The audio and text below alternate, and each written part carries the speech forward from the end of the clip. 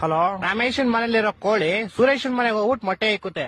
ಇವಾಗ ಮೊಟ್ಟೆ ಯಾರ್ದು ಅಂತ ಹೇಳಪ್ಪ. ಮೊಟ್ಟೆ ಈಗ ಸುರೇಶನ್, ಯಾಕಂದ್ರೆ ಕೋಳಿ ಸುರೇಶನ್ ಮನೇಲಿ ಬಂದಿರ್ತಲ್ಲ, ಯಾರ ಮನೇಲಿ ಬಂದ್ ಮೊಟ್ಟೆ ಇಡುತ್ತೋ ಅವ್ರದೇ ಮೊಟ್ಟೆ. ಇಲ್ಲ ಲೇ, ಇಲ್ವಾ? ಮತ್ತಿನ್ಯಾರ್ದು ಮೊಟ್ಟೆ? ಕೋಳಿದಲ್ಲಿ.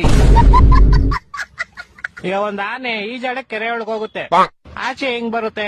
ಈಗ ಹೆಂಗ್ ಬರುತ್ತೆ? ಹೆಂಗ್ ಹೋಗಿರುತ್ತೋ ಹಂಗೆ ವಾಪಸ್ ಬರುತ್ತೆ. ಇಲ್ಲ ಲೇ, ಮತ್ತೆ ಯಾವ ಆಗ್ಬಿಟ್ಟು ಆಚೆ ಬರುತ್ತಲೇ?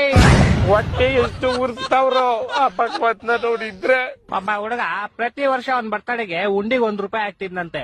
60 ವರ್ಷ ಆದ್ಮೇಲೆ ನೋಡಿದ್ರೆ ಅದ್ರಲ್ಲಿ ಬರೀ ₹12 ಐತಂತೆ. ಹೆಂಗೆ ಅಂದ್ರೆ ಅವ್ನು ಯಾರ ಚಪ್ಪಲಿ ಇರ್ತಾನೆ ಎತ್ಕೊಂಡಿರ್ತಾನೆ. ಇಲ್ಲ ಲೇ, ಮತ್ತೆ ಅವ್ನ್ ಬರ್ತಡೆ ಫೆಬ್ರವರಿ 29 ಇತ್ಲೇ. ನನ್ನ ಮಕ್ಕಳು ಒಂದೊಂದಲ್ಲ. ಓಕೆ, ಲಾಸ್ಟ್ ಅಂಡ್ ಫೈನಲ್ ಕೇಳ್ಕೊಂಬಿಡು. ಹೇಳು. ಒಬ್ಬ ಹುಡುಗಂಗೆ ಹೆವಿ ಶುಗರ್ ಇರುತ್ತೆ. ಡಾಕ್ಟರ್ ಅವ್ನ್ಗೆ ಸ್ವೀಟ್ ಬಿಟ್ಬಿಡು ಅಂತ ಹೇಳ್ತಾರೆ. ಅವನು ಲೈಫ್ ಪೂರ್ತಿ ಸ್ವೀಟ್ ತಿನ್ನಲ್ಲ. ಯಾಕೆ ಹೇಳು? ಇದಕ್ಕೂ ಯಾವ್ದೋ ಉಲ್ಟಾ ಸೀದಾ ಆನ್ಸರ್ ಇರುತ್ತೆ.